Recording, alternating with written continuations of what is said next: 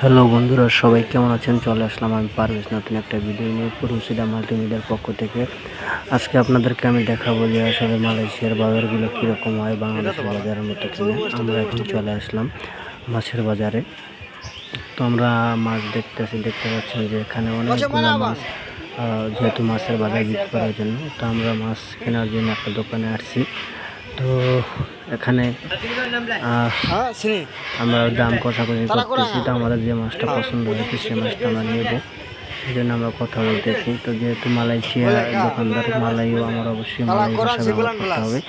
তো আমি মালাইতে তার জিজ্ঞেস করতেছি, তো সে কী বলতেছে তো আমি শুনতেই পারতেছেন যে কম হইলে 16 টাকা আর বেশি হইলে 12 টাকা। যাই হোক, তো এখন আমাদের যে কয় পিস মাছ লাগবে সে কয় পিস আমরা হিসাব করে নিয়ে নেব।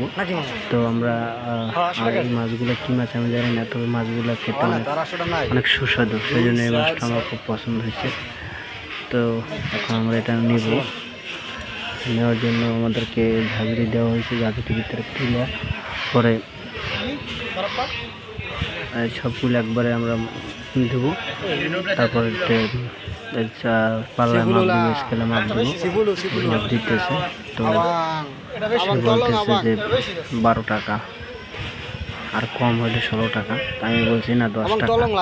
সে বলছে না 10 টাকা না, কম 16 টাকা আর বেশি 12 টাকা দিতে হবে। আমি বলছি আসলে বলছি যাই হোক সমস্যা নেই, 12 টাকায় দেবো, তুমি মাছটা কাটতে নাও। তাকে আমি বলছি যে মাছটা কাটো। প্লাস্টিকে ভর্তি নিয়েছিলাম, আমি বলছি যে মাছটা কাটো, আমি মাছ কাটে দেবো। আর একটা কথা হচ্ছে যে আমরা যারা বিদেশ থাকি, মাছ তো বাসায় নিয়ে কাটা কোনোভাবেই সম্ভব না, সেজন্য কেটে নেব। তো এখন আমরা মাছের বাজার শেষ করে অবশেষে আমরা চলে আসলাম সবজির বাজারে। যেগুলো ধনিয়া পাতা, আমার যেহেতু ধনিয়া পাতা নিতে হবে তাই আমি একটা দিয়ে ধনিয়া পাতা নিলাম।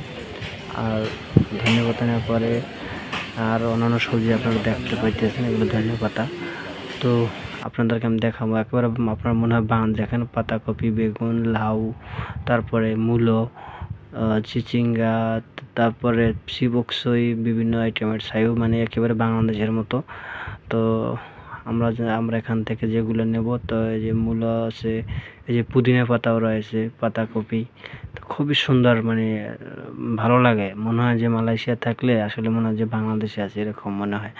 তো অবশেষে আমরা চলে আসলাম গরুর মাংসর বাজারে, গরুর মাংস নেওয়া হয়ে গেল আমাদের সম্পূর্ণ মাছ, গরুর মাংস, তারপরে A to Z নিয়ে এখন আমাদের বাসা যাওয়ার পালা। তো আমরা চলে যেতেছি, বাজার করা শেষ, এখন বাসায় যাবো।